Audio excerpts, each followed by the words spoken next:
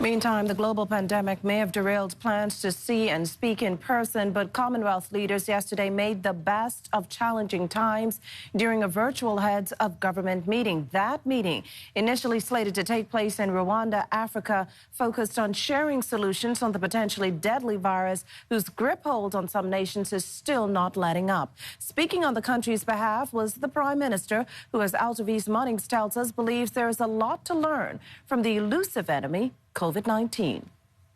The COVID-19 pandemic has literally hit the majority of the Commonwealth. And to start his address at the 2020 Commonwealth Heads of Government virtual meeting Wednesday, Prime Minister the Most Honourable Dr. Hubert Minnis made it clear that the Bahamas has not recorded any new COVID-19 cases for the past 10 days in Nassau, 41 days on the island of Grand Bahama, and 35 days on the island of Bimini, with no COVID-19 cases on any of the remaining 23 major islands. He also confirmed the Bahamas recorded 11 COVID-19 deaths, a limited number of hospitalizations, and adequate intensive care unit beds over the course of 99 days.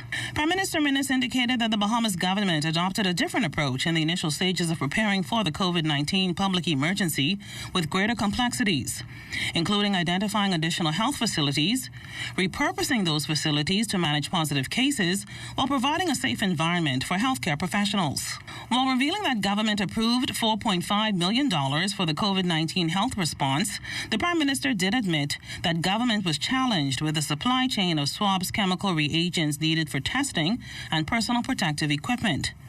He also said, though, that the Bahamas continuously revised protocols and adjusted guidelines to fit resources, notwithstanding that the limited appropriate supplies decreased ability to scale up community testing. And the Prime Minister credited the Bahamian people for adhering to the national curfews and lockdowns as a part of the country's success in sustaining the current COVID-19 measures. With the current decline in cases, the Prime Minister told the Commonwealth the Bahamas still has a lot to learn from the COVID-19 pandemic. He cited characteristics that the country's epi curve demonstrates the turning or bending of the curve, as the age profile of the cases and deaths do not necessarily follow global or regional patterns, and disproportionate rates of healthcare workers contracting the virus. He also specified that the Bahamas continues to carry the distinction of being among the highest burden countries for non-communicable diseases, which impacted the COVID-19 experience. The Prime Minister outlined that 50% of the COVID-19 cases with one or more comorbidities required hospitalizations, compared to 29% of patients with no comorbidities required hospitalizations. 71% or 44 cases with no comorbidities did not require hospitalization, while 42.9% of the patients with one or two comorbidities who were hospitalized died, while 0 patients hospitalized with no comorbidities died from COVID-19. And all COVID-19 related deaths in the Bahamas occurred with patients having one or more comorbidities.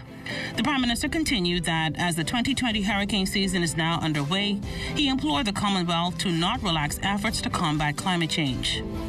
Altavis Munnings, ZNS Network News.